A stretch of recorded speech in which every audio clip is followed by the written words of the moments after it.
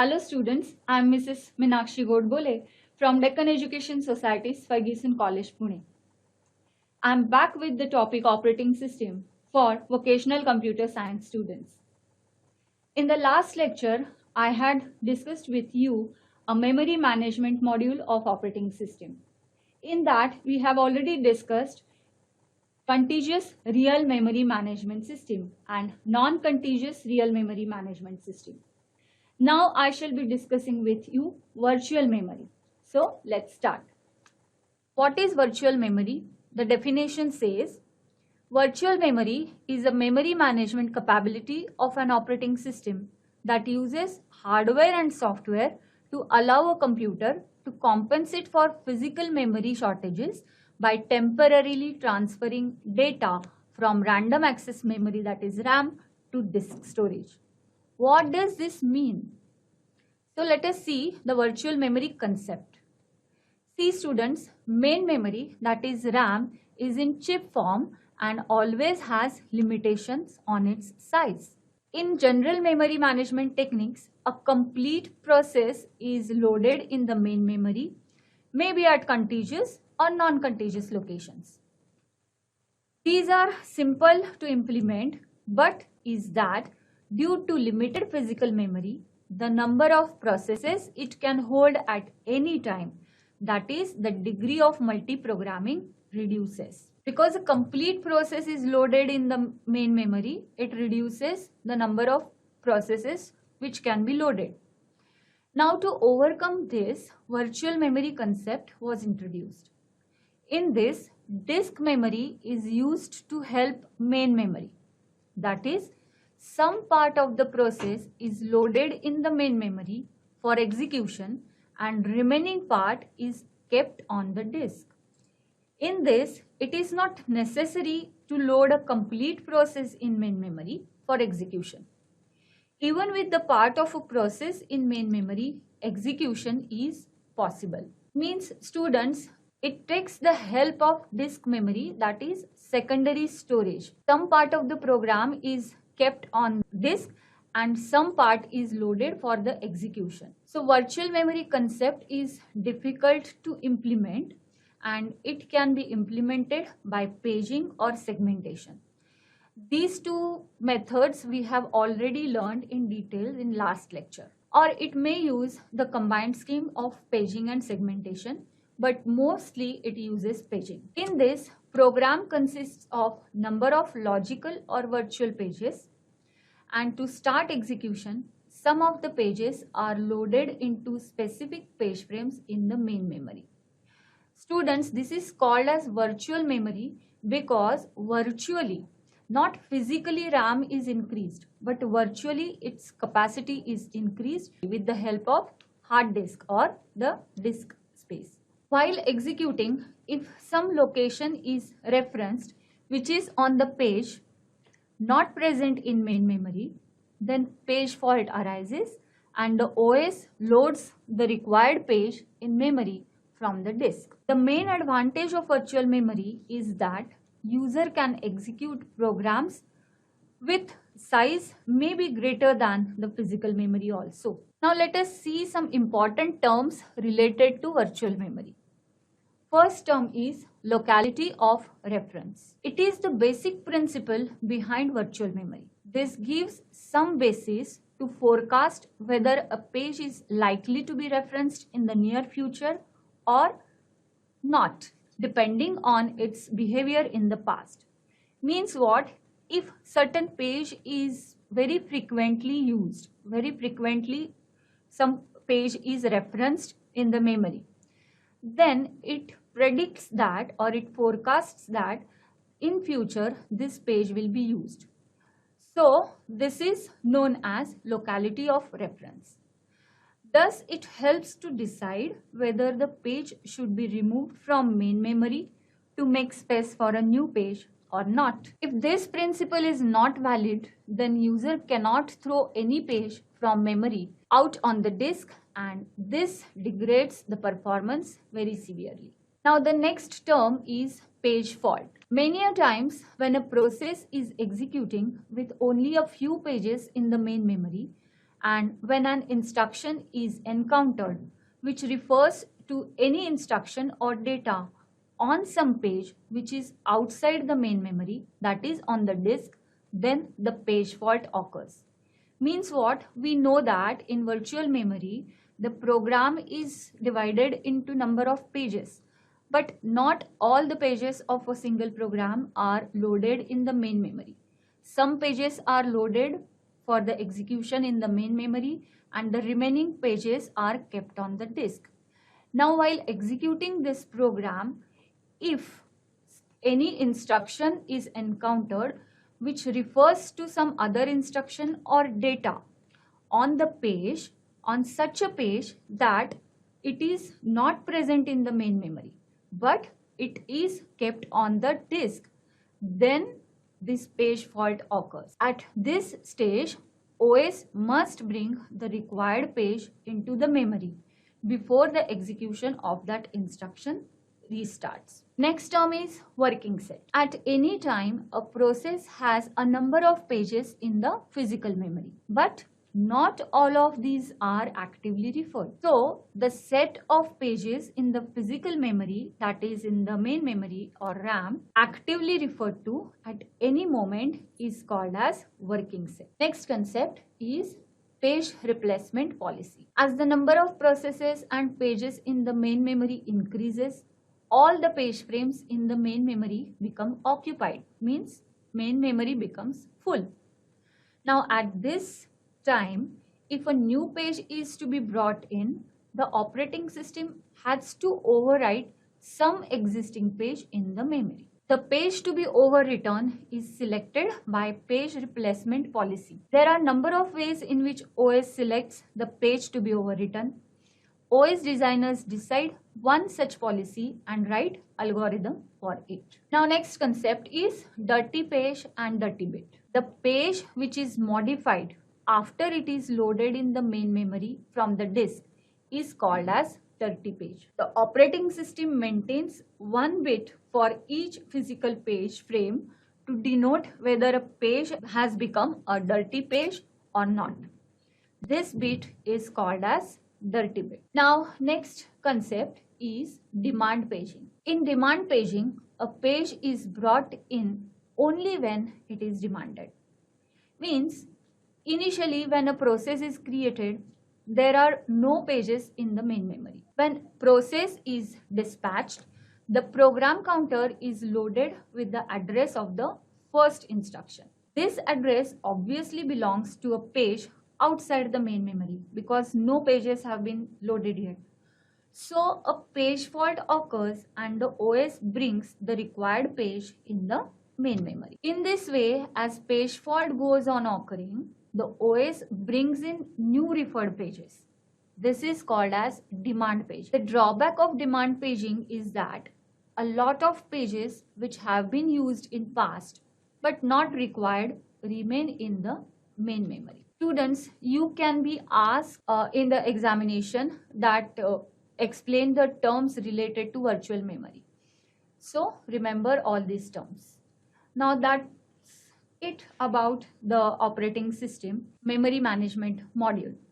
Now let us turn to the next feature of operating system, that is security and protection. Now let us see what is security. In multi-programming, multi-user and other systems, there is a sharing of hardware as well as software, especially data and information are shared.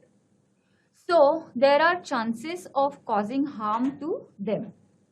If a computer program is run by an unauthorized user, then he or she may cause severe damage to computer or data stored in it. So a computer system must be protected against unauthorized accesses. Security is concerned with the ability of the operating system to enforce control over access, storage, and transfer of data in and between the objects that the operating system supports. Secure systems are those systems which, with the help of specific security features, control the access to the information. Students, you must have observed that we can create login IDs and passwords. Then we can secure our files and folders by setting passwords to them, or we can make them read only. So these are all security features provided by operating systems. This allows only authorized people or processes to have access to read, write, create, or delete the data and files. Now, what are elements of security? There are three main elements of security. They are confidentiality, integrity, and availability. Let us see them one by one. First is confidentiality. It ensures that the information is not accessed in any unauthorized manner. It is generally related to read operation. Then second element is integrity. Integrity ensures that the information is not amended or deleted in an unauthorized manner. It is generally related to write operation. And third element is availability.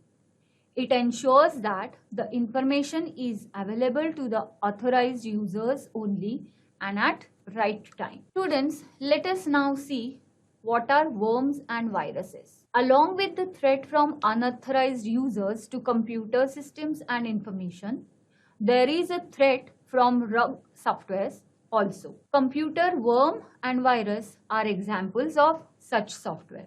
Let us see now computer worms. A computer worm is nothing but a full program by itself. Computer worm usually operates on a network. It is written in such a way that it can copy itself and it spreads to other computers over a network. It consumes the network resources to a very large extent in such a way that sometimes it can bring the network down. Now, how these worms operate, or we'll see the mode of operation of worms. A computer worm usually operates on a network, I said. Usually, it does not harm any other program or data, but it spreads on the network in a large extent, consuming resources. Each node on a network maintains a list of all other nodes on the network and a mailing list containing the addresses of the reachable machines on the network. Now, the worm gets an access into this list,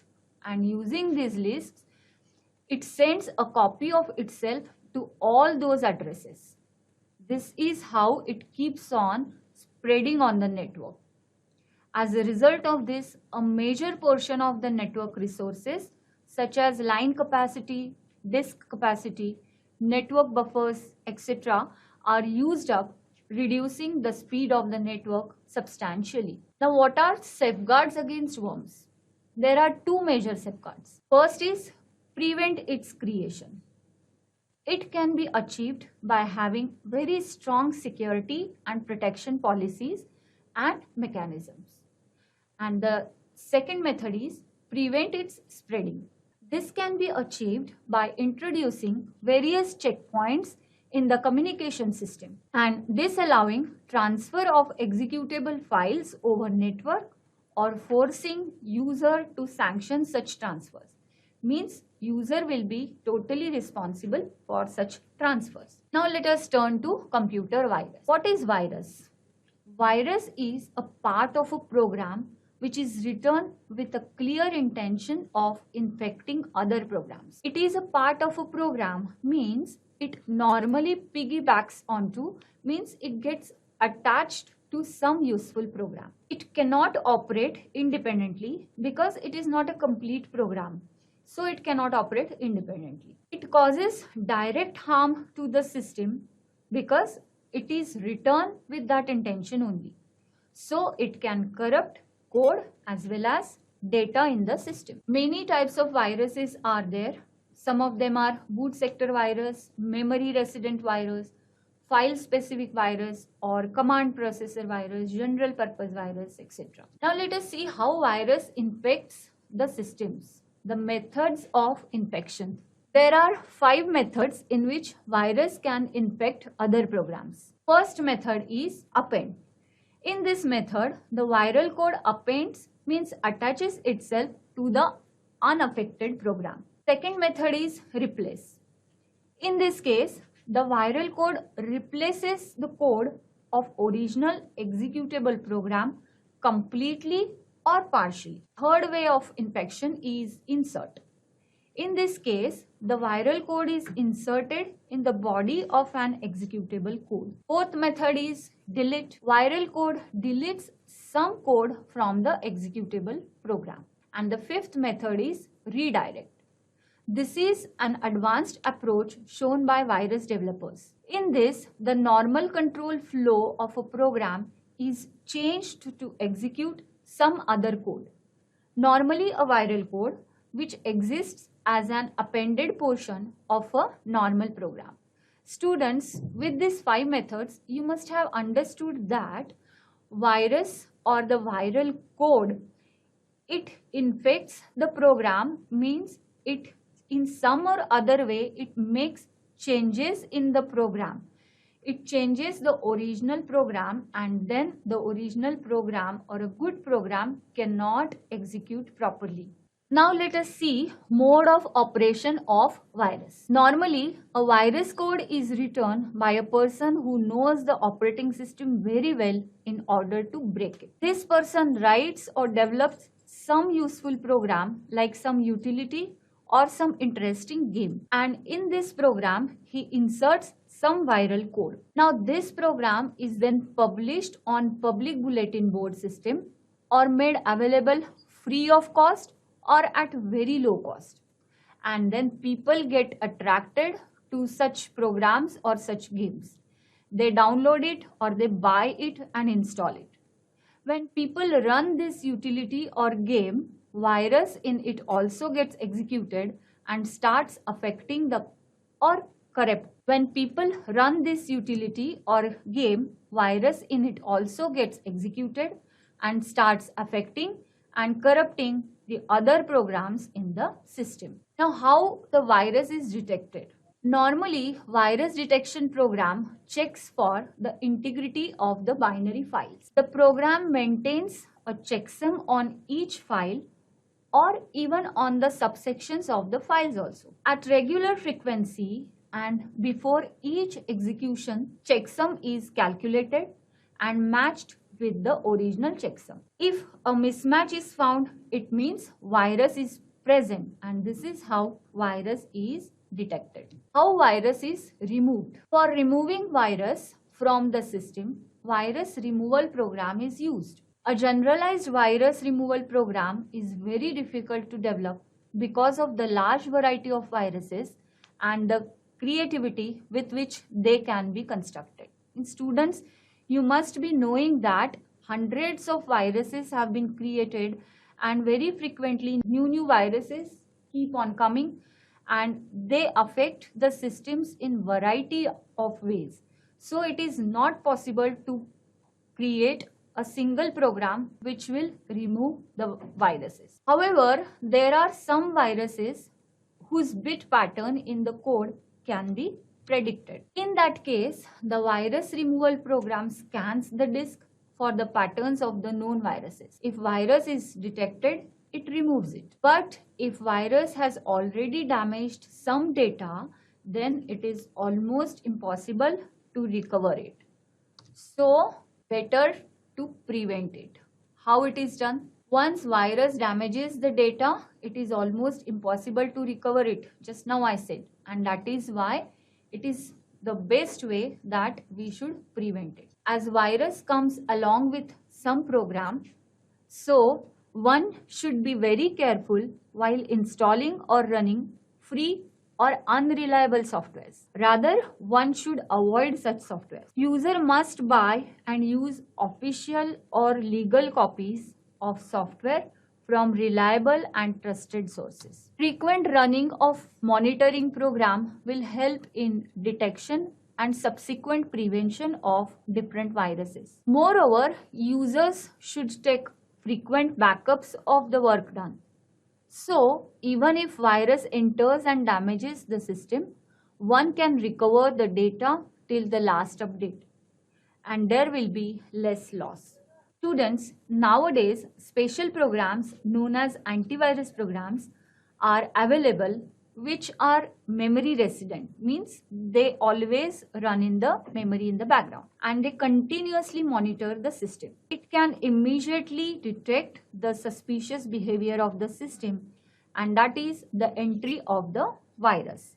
And also these softwares, antivirus softwares, can remove the viruses also. Let us see the difference between computer worm and computer virus. It can be asked in the examination. That question could be like, differentiate between computer worm and computer virus. So let us see all these points we have already seen. So computer worm is a complete program and virus is not a complete program.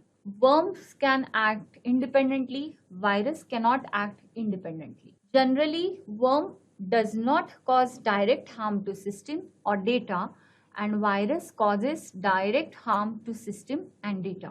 Worm goes on spreading specially on network, thereby consuming resources, and virus spreads and makes changes or damages to the data and programs. So that's all about the computer worms and viruses and security feature of the operating system. Now let us have a glance on the GUI feature of operating system. What is the meaning of GUI? GUI means graphical user interface, an interface through which user interacts with the system through interactive visual components like icons and menus instead of giving textual commands. It makes use of pointing devices like mouse, which helps to select the options instead of typing. Nowadays, touchscreen like advanced devices are also used for using GUIs. So what are advantages of using GUI? In GUI, textual commands are replaced by graphics. Hence, it is not necessary to remember the commands and their syntax and meanings. As the graphics, icons, menus, etc. are used in GUI, it is very easy to use. Students, it is a natural human tendency that we remember pictures more easily than the text. So, graphics, icons and menus used in GUI make it very user-friendly. With GUI, user can run several programs simultaneously. It maintains similar interface virtually for all the applications, which makes it more user-friendly. Means you must have observed in Windows that the basic design of all the windows is same. There is a menu bar, there are 3 buttons for close and restore and minimize, etc. So basic structure of all the windows of any application is same, and which becomes very user friendly and easy to remember and use. Now let us see features of GUI. Replacement of command with icons is the first feature that we talked already. Commands are grouped together in various levels of hierarchy in terms of menus and submenus. And when the user selects the group, commands in that group are displayed. It also allows user to select a command by simply clicking on it. User can use the new application without having much knowledge about it. And the next feature is the commands are also displayed graphically in the form of tools, which are very handy to use. So all these features make GUI very user friendly. Also, it provides online help. GUI based applications provide help about various features of application, which makes them more popular. Now, what are the essential components of GUI? Menu bar, scroll bar, various controls like push buttons, option buttons, radio buttons, combo box, checkbox, etc. Then dialog boxes and feedback pointer. These are the essential components of GUI. You can see in the diagram, this is screenshot of some Word document from Windows operating system. Then you can see here, this is a title bar which is always on the top of the window, which shows the title. Then this is the menu bar. This and this, these are the scroll bars. This is vertical scroll bar and this is horizontal scroll bar used to scroll the screen. Menu bar Menu bar appears at the top of the window under the title. Some options in it are File, Edit, View, Help, etc. These are some basic options or standard options which are always present in all Windows applications. Depending on the application, it may add some different menus to the menu bar. Once any one of these menu is selected, a pull down menu appears on the screen from which option can be selected using mouse. Means, for example, if I click on File menu, then it will show me open file, close file, or save file, save as, etc. Scroll bar. It allows the user to scroll horizontally and vertically. It allows the user to view the information which is not currently visible on the screen. It has slider box and arrows on each end of that box. Third is dialog box. It's a window which is used by the application to interact with the user. It can be used to give message to user or to take some inputs from the user.